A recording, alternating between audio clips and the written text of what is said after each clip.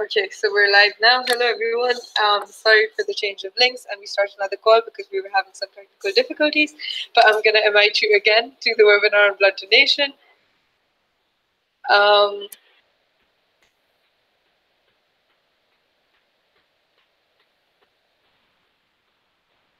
And the way we're going to go about is this, that we're going to start, I'm going to start with the introduction to the webinar, and then I'm going to hand it over to different people. So I'm going to start with the speakers that we have here. We have Sadukas, who is the program coordinator on organ tissue and marrow donation. We have Orlando, who is the program coordinator of the activity Donate Blood, Be a Hero by yes, which was also presented at the RCA March meeting 2018. So I'm just going to start with a bit of the background. On 14th of June, all around the world, we celebrate the World Blood Donor Day. This year, the title, which was chosen by the WHO, was Be There for Someone Else, Give Blood, Share Life. So the idea of having a World Donor Day, Blood Donor Day, is to celebrate and to thank voluntary unpaid blood donors for their life-saving gifts, which we have.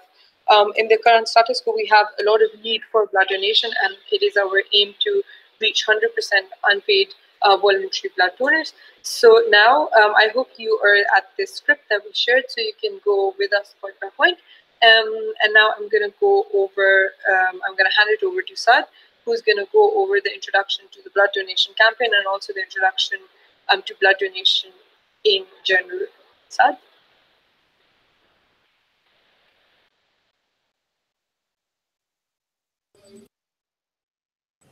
So thank you, Nishwa, and thank you everyone for being here with us today. And sorry for all these technical problems.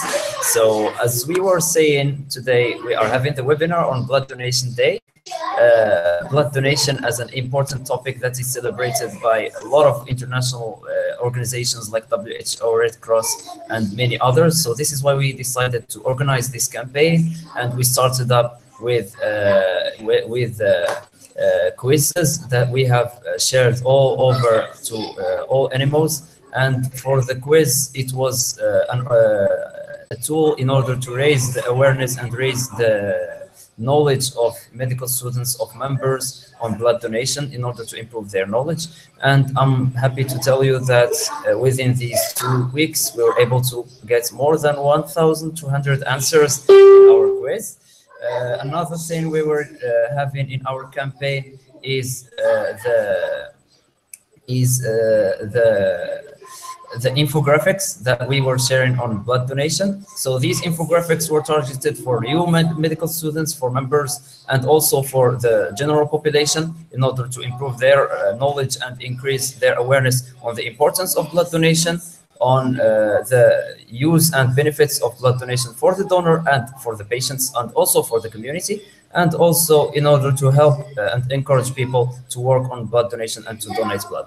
The third thing we worked on in our campaign is the survey, which we used for different countries. So in this survey, we had questions in order to know the situation in blood donation in different countries. We got some really interesting results that we'll be sharing in this webinar, hopefully, so stay tuned.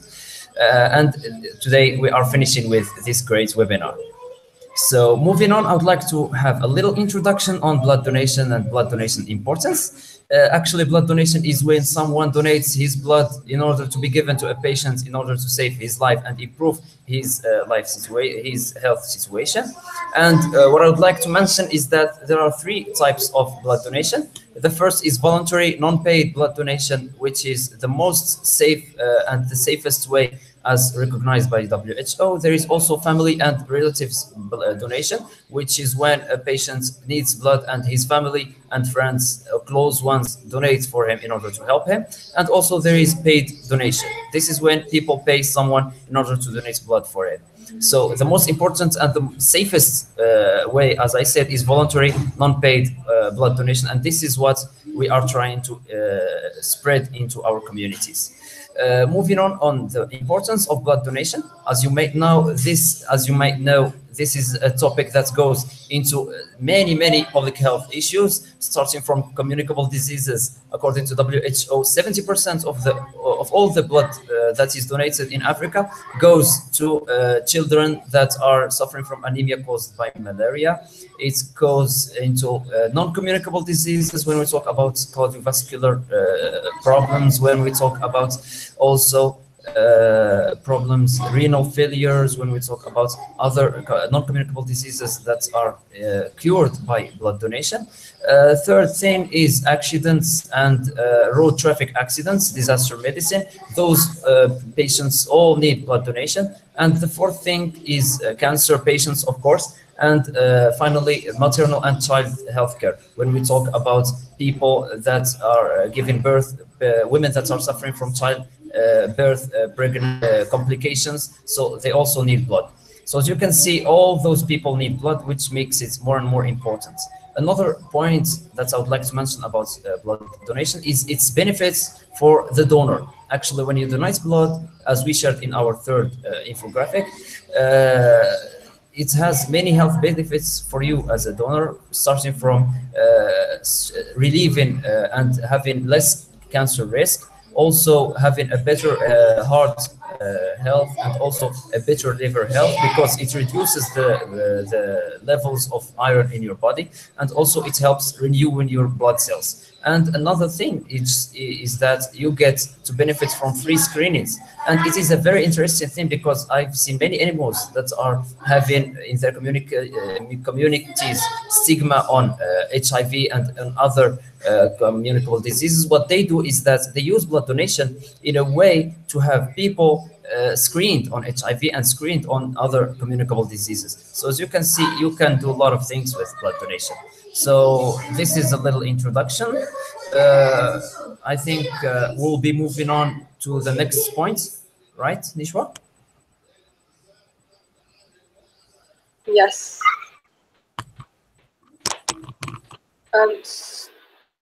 Okay.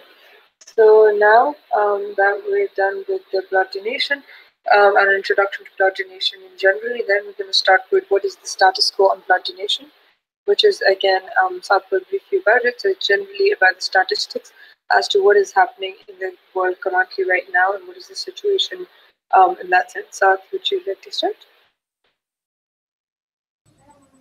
Okay, so now we're going to talk a little about the status quo and the public health aspects of blood donation. This is a very interesting thing to mention, because let's start from, for example, in 2015, according to WHO, they found out that in just 45% of blood transfusions in Latin America and Caribbeans were obtained through voluntary donations. So as we said, voluntary and non-paid donations is the best and safest way. Only 40% in the America, for example, is donated via voluntary donations. So there is still a need in order for people to donate and donate more. Also, I would like to mention a concept that is called the blood donation rates. This is the number of people in a community that donate in every 1,000 people. So this is a rate that is used in order to determine if a country or a community has high levels of blood donation or not. So, for example, in high income countries, we have a blood donation rate of 32 persons in 1,000. In low middle countries, it goes to 4.6 blood donation in every 1,000 country. So you see from 33 to 4.6, there is a huge gap between high and low and middle income countries. And also another statistic I would like to mention is actually they found in a study done by WHO, in 71 countries, more than 50% of the blood supply is still dependent on family replacements and blood donors. So this is 11 high-income countries and 68 low and middle-income countries. So as we said, there is still a big lack in blood donation. So when we analyze this lack, what I would like to say is that it is linked to many factors, and those factors can go from social, cultural, and impersonal factors. So in order to have a sneak peek or a general review on these factors, I would like to mention a study that was done in Poland by Polish students. They did it in the community, and also a study that was done in India. They actually found that the factors or the reasons why people do not donate blood, the top reasons why they don't tend to not donate blood, there is the fear from needles. They think that it will be harmful or that it will be like hurting or something. There is also the second reason, that is the fear to be infected from this donation. There is also discouragement because they think they are not physically fit or able to donate blood. Other people think that there is not a need or a lack of blood donation, and another reason is that people have never thought about it. They tell you just, it hasn't crossed my mind, so I didn't donate. So I would like to have a point on this interesting finds, is that the majority of those reasons that why people do not donate are generally like rumors or false ideas that should be corrected. False ideas when someone thinks that he's not physically fit, or that blood donation will get him infected, or hit by needles will be hurting. So all of those are false ideas that should be corrected, and it is our job to do so. So it is really important to go and talk with people and spread awareness on that point. Also, another thing I would like to mention that you can use in your work in the future, which are the most motivating factors for people to donate. So in a study, the same study that was done in India, they found that the most factors or the most encouraging factors for people to donate was that people, when they found out the results of their donation, like they see the patients that they donate blood to.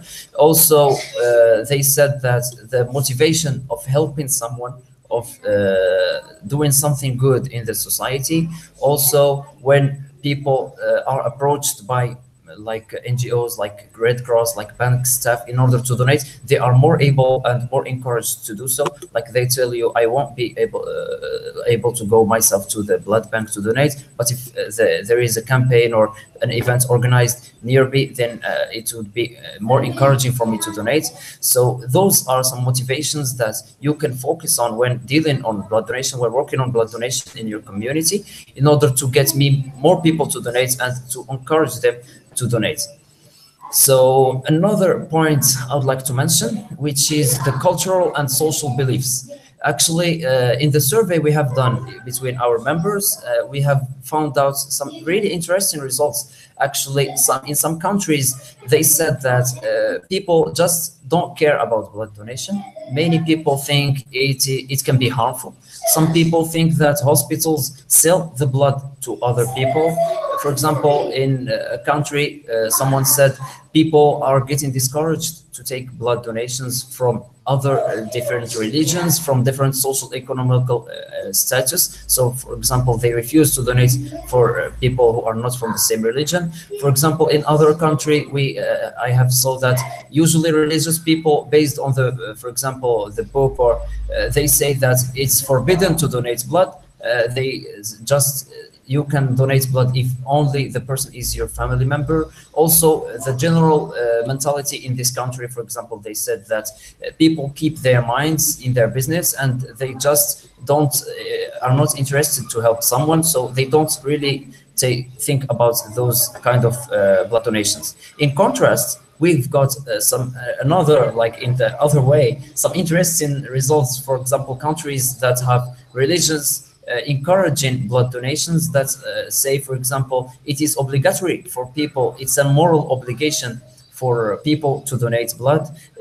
Some people have, or some countries have their national system, their governments encouraging people to donate blood, but by giving incentives, by making it competitive between people, by giving more value to people that are donating. So there are like cultural and social aspects that play for and against blood donation. And it is really important to focus on these aspects when you are targeting people about blood donation. For example, you can evoke the cultural, the social, and the religious aspects, because people tend to have those false ideas about and false interpretations of religious like verses, and say that it's not good to donate blood. But in a study, they found that 80% of religions and the most common religions in the world are all supporting blood donation. And also in our study and in our survey, we have found that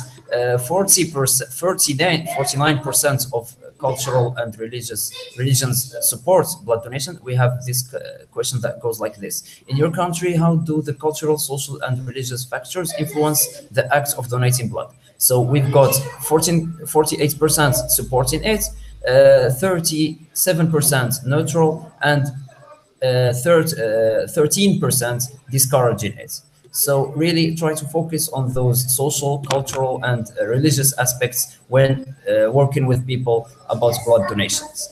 So that is it from the public health aspects on on blood donation. Moving on with Nishwa. Thank you very much, Saad. So now we're going to move on to the next 2 points, which I'm going to briefly go over. The first one is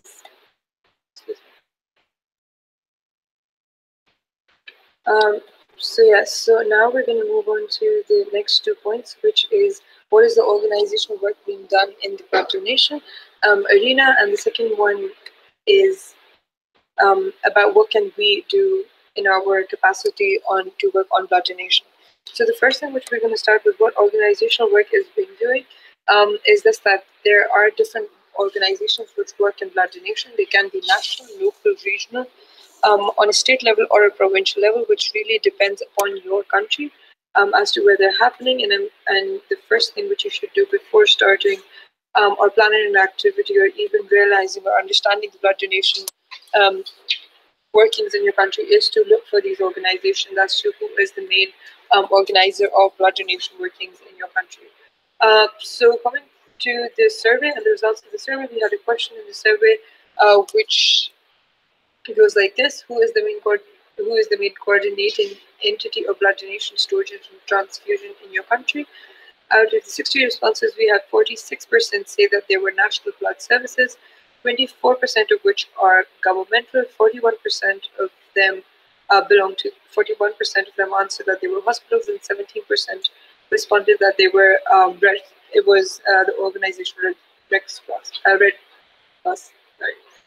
Crescent and Red Cross.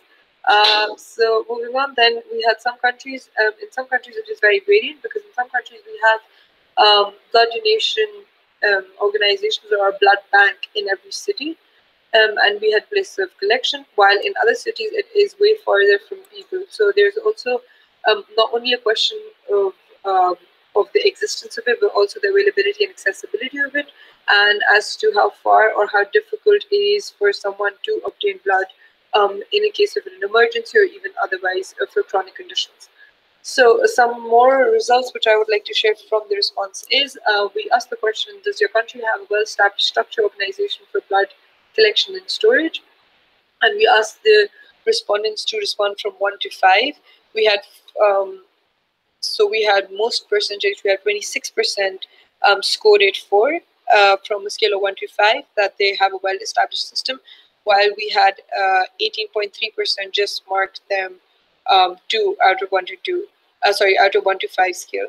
Then we also asked them if there is if the blood supplies in their country are sufficient, and we see a very big diversity in the answers, because there is a very few percentage, which is only 8.5% people said that their country has sufficient supplies of blood, which is that it is according to the needs and the demand that exists in the country. So going back to the organizations working with blood donation, we have national organizations, and within the national organizations, they can be non-governmental or governmental, and they can be divided up, which is again according to your own country. They can be regional, they can be in each city, in each district, etc., which you can easily find out. So the big thing is what are the international organizations working on blood donation policy. So we have 4 major organizations. The first one is the International Federation of Red Cross and Red Crescent Society, IFRC. Second one we have is the International Federation of Blood Donor Organizations. The third one is the International Society of Blood Transfusion, and the fifth one is the WHO, which works in the blood donation chapter. All of the organizations are mentioned in the script, which we've shared with you. Now, why is it important to understand about the organizations which are working in blood donation? It is because, firstly, for us to increase our knowledge as to what workings are going on, and secondly, if we ever want to collaborate or if we ever want to advocate for blood donation, we know which are the main major stakeholders which are working on it. So, moving on to the next point as to what we can do. There are a couple of things which we can do in the capacity of being students. The first one is health promotion. And like any public health issue, health promotion is a big part of the solution towards mediating any public health issue. The first one is campaigns and health awareness. So doing a campaign or making people aware of it can be divided into 3 parts. So we can have health education in the medical knowledge of blood donation, which means that we can talk about what we have been talking about in the campaign, and we had infographics on it, which is what are the benefits of blood donation, if there are any misconceptions which people have regarding the medical terminologies or the biology of it, and about what are the medical aspects of it, stating to them that it is rather beneficial for you rather than as to a pre-existing misconception that it is not. The second thing is stating the need, which is the status quo problem. So we can make everyone aware that there's a problem that exists, that we do not have sufficient blood supplies, and that it is costing us lives, etc. Or it is very difficult in whatever locality that you're based in, and what are the dynamics that are happening. So just stating the current problem statement that we have with blood donation. And the last one, which we can do health education on, is the sociological and cultural aspects of it, which mean that we can move on. As Saad just explained, that one of the main top 5 reasons people do not donate blood is because of religious or cultural influences. So having a more of a health behavior shift that we want to promote, so you can do that through health education, which is even involving religious leaders, and then just clearing out the misconception which exists, or moving towards it or promoting it. So these are the 3 things, the way you can spread health education. Other than that, what we can do is that we can have advocacy, which means that we advocate, that we advocate for it. The way we advocate for it is that we can advocate to our governmental for instance, we can advocate to the government, which we have, if we want to do it on a national way, and we can do it for them to establish more national blood banks, for them to have a more an easier mechanism of it, and also for them to have policies in place which promote blood donation within the general population, which means having incentives, etc., and promoting it on a general basis. Then with the international organizations, we can always also advocate with them to push for policies for the state actors to establish national chapters of blood banks, etc. The next thing is collaboration and fundraising. So for this, whenever we're doing activities, there's always an option for us to collaborate with any organization which is working in blood donation and to fundraise. A very common way which there are some activities which are being done with collaboration with these organizations are walk-in donations. So the idea of this activity is that we collaborate with any blood bank which is on a national level, and we have walk-in donations where we open it up and we ask people to come in and donate blood, which has surprisingly been a very productive activity and has been productive in the sense of collecting blood supplies, etc. So the last 2 things are the third thing is for community empowerment, etc. We can also involve the community for them to be the actors and for them to recruiting them in our activities so they can be self-sufficient. And the last thing about activities is to be creative, because we not only need to understand all of the things that we previously discussed, but also that there are creative methods to promote blood donation. For instance, an online blood donation system. So firstly, the thing you can do is you can check if your country has an online blood donation system. So in an online blood donation system, we have each donor which is referred with his or her email ID with a hospital, and then if there is a need, then we can cross match it, and then there's obviously a list of regular blood donors who enroll in. Then we also have applications which can be developed for blood donation to ease the system, and then we have another great idea which is a reward app. So in multiple countries we have a reward app in blood donation. The idea of it is whenever a blood donor donates blood, and whenever that blood which has been donated is received by someone, you receive a little notification saying that you've saved a life. So this is a good way of making the donor feel good, or a good way of incentivizing people to donate blood, and not only donating it once but keep going at it, so we can have a sustainable supply of blood donations. So this is about it. Now we're going to move on to the project experience, and I would invite Orlando to speak about their project, Donate Blood, Be a Hero, and then we'll at the end move on to questions and answers. Orlando?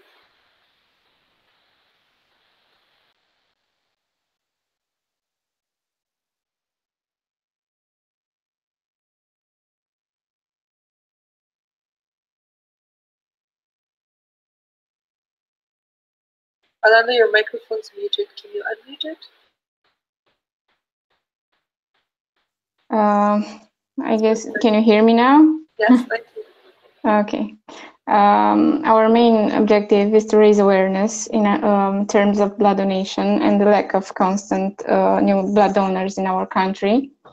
And we want to raise the number of constant blood donors to a number compared to the European countries that have a well-developed health system. Here, we are trying to reach out to the general population between 18 and 60 years old, or better said, to the individuals from the general population that are healthy. We are trying to raise the awareness by organizing educational campaigns and social media for the population. We are trying to help the blood transfusion centers or the blood banks overcome the lack of medical personnel. We are trying to develop an electronic web platform we have. It's called Donez 450. It's from I donate 450 milliliters of blood. It's our own application available on Google Play and App Store, and we are trying to have a better management of blood donors and to have a database, to have a history of their donations, where the donors can see their donor status and they can be informed if they need their blood group. We are trying to organize mobile blood collection campaigns with our blood banks, and we are organizing 2 national campaigns every year. This year is my first time as a national coordinator, and I managed to include all the 11 major cities that are members of our national organization. And during our campaigns that last 5 days, we managed to increase the level of blood donors from 2% to 15% in Romania. I know it's not a lot, but it means a lot for us.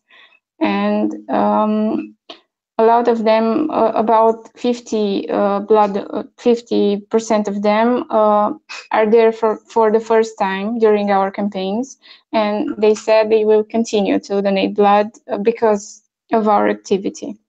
And we've managed to lower the average age of the donors in Romania with constant access to information throughout our social media, our apps, and so on.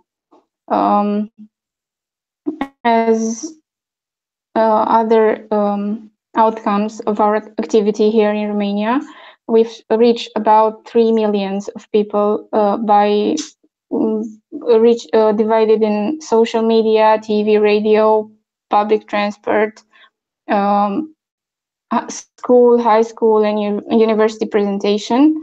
And every donor received a feedback form where we find out that people don't realize the change, that the change comes from within the society, and people come to donate blood because of our activities, or people donate blood only when someone close needs blood, and they have a fear of needles, because to 20 years ago, our country was still in communism, and they were forced to do vaccines and shots and so on. And people with the age of 13 and more are still afraid of needles, and that's a real problem in our country. The problem is that the general population didn't know the blood donation requirements or what to do before a blood donation, and they found out this information throughout our activities. And people think that the only benefit of blood donation is that you help one person, someone related, and that's it. But here in Romania, they are still paid in coupons. They can buy food, and they have a free day at work, and discounted for the public transport. Some of them, as I said, donate blood only when someone close is in need. And we've managed to increase the number of blood donors, and I started a research in terms of a number of blood donors, and the impact is that during our campaigns that last 5 days, we have two or three times bigger. The number of blood donors is 2 or 3 times bigger than in a normal week. And as I said, I've managed to bring back together almost 900 volunteers from all over the country, and together we've managed to be around the 10 finalists at the Rex Crossley Awards, and this is one of my best performance in this year. And I would like to raise more awareness in terms of educating the general population and the young people, because in our present time, blood donation is still a problem in our country and in many other developed countries, as Sad and you said. And I will continue to work constantly on educating the people that the idea of blood donation is not just the act of solidarity, but also an investment in the community. And you never know when someone close to you may need blood. Thank you very much, Rolanda, for a very nice, comprehensive summary of the activity that you've done. So now I'm going to move on to questions and answers. If any of you has any questions regarding from the BC, from Orlando about how they did the activity, or from me, please feel free to post it here or in our Facebook event, and we will take your questions. So I'm going to wait for a while for you guys to post your questions.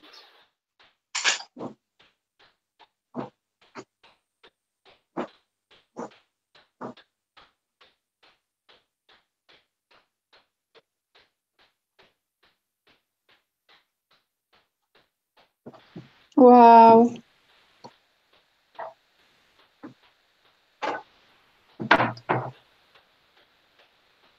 Okay. So if we do not currently have any questions, which is either a good thing or a bad thing, but we're gonna move on towards the conclusion of this webinar. Before I'm gonna hand it over to Saad, and then we will conclude the webinar. Saad, do you want to say something for the follow-up, etc.? So actually, this whole blood donation campaign has been a great achievement for us and for the whole IFMSA. I really am glad, and I want to take this opportunity to thank every animals and all the animals that participated in the campaign very, very actively, and especially those who organized events and campaigns either online in their communities or either events in like the field work. I really was impressed by working with you, by interacting with you, and seeing how you guys were really achieving great results and doing great impact with blood donation. And it's for me to thank you really for the great job you guys did. You did inspire me and give me more encouragement to work on the campaign. And you showed me that there is a need to work on blood donation, and there are heroes that are working on it. So let's keep it together. So for the follow-up, there will be results of the quiz. They will be shared soon in the Facebook groups and the webpage.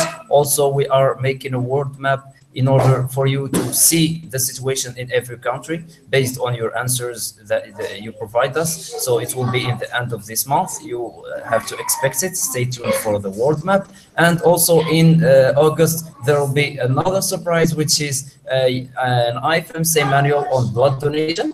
It will be for you in order to even keep all the informations about blood donation and give you a practical way in order to work on it in the future in your community.